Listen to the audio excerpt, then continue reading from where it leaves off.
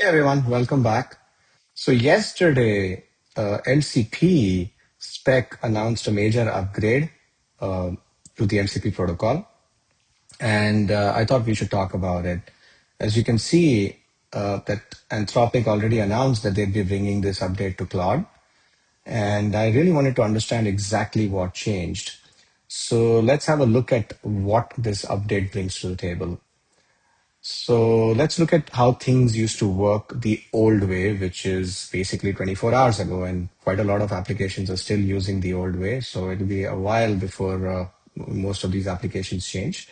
But let's do a little MCP 101 here, right? So typically you have a web application that wants to, let's say, talk to Slack or database or email, right? And it uses an LLM, and then it has an MCP client. And so the MCP is basically a standardized way, and the keyword being standardized, for these applications right here to share their context with the LLM. So if this application wants to call out on any of these, let's say you want to go out there and get your Slack messages and summarize them for a morning brief or some things like that, it would basically go to the LLM, and the LLM would say, hey, use this particular tool to get this message from Slack. So Slack would expose those tools to this application, and MCP is the way to do it. So it has become very common now. Even Claude, for instance, supports MCP. All the applications now support MCP, and like organizations are actually going out of their way to install these MCP servers so that their applications can be MCP compliant, if you will. So that's a basic of MCP. Now, how this thing used to work, or even still today works, is that just like any client server protocol, there is a initial handshake, and as part of that handshake, this MCP server sets what is called as a session ID. It's called the MCP-session-ID, and sends it back to the client. So any further communication that has to happen between the client and server has to use the same session ID. And so that's what makes MCP stateful. Now, if you've dealt with stateful protocols in the past, you know that the challenge with stateful protocols is that they tend to have an issue with scalability, especially scalability on the web. So now if you look at the same situation here, where we have Slack, Superbase, or email, like a database and email applications, and they are running multiple copies of these MCP servers behind a load balancer so that they can scale, then it becomes a little bit of a challenge in the situation we have today, where you have an MCP client that is talking to the MCP server to get to these applications. So they have to talk to the exactly same MCP server, because that's a server that's issued this session ID to the client. And so with that, the load balancer now has to have extra routing rules so that it can route the request to the same MCP server.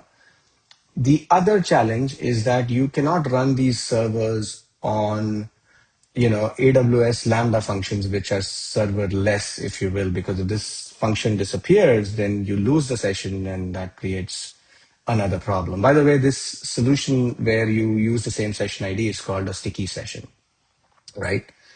So what changed? The major change here is we've gotten rid of the session ID, MCP session ID, and now they've come up with something called as MCP-method and MCP-name in the MCP post request itself. So any of these servers, they don't need to have any context of the session before they receive the request. Everything is right here. So the MCP method and MCP name tells it exactly what to do. And if it needs more information from the client, it'll just go back and ask for that information, and the client will just provide that. And so now it makes it simpler for these clients to talk to these applications through the load balancer, and makes scalability a non-issue. So that's the major thing, that it makes it stateless. Now, if you want to go further deep dive into the exact messages, I created this artifact as to how things used to work from this spec from 2025, from November 2025, to how things have now changed.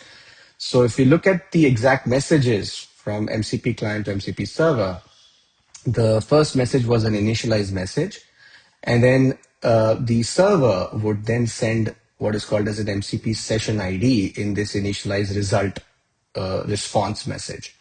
Now, further messages from the client, now you would see, let's say if you're making a tool call, for instance, would always carry this session ID, right? And so anything that's going from the client to server would have this session ID. And basically that's how things would work. So you basically are, maintaining a session over, the HTTP streamable, right? And so that goes away when we move to this new spec that came out yesterday, which is July 2026, where you can now see that there is no concept of a session ID. So if I'm making a tool call from a client to the server, what I'm using is the MCP method and the exact MCP name where I'm saying exactly what to do. So if this is going to a database and I'm saying delete the rows, that's the MCP name that goes in. And then there's a client info as well, which kind of tells it exactly what the client's information is. So any server here that is receiving this request would know exactly what to do. And if they need further information, they can always go back to the client and request that information. So that is the major change that makes, MCP go from stateful to stateless. I hope you enjoyed this video. Thank you.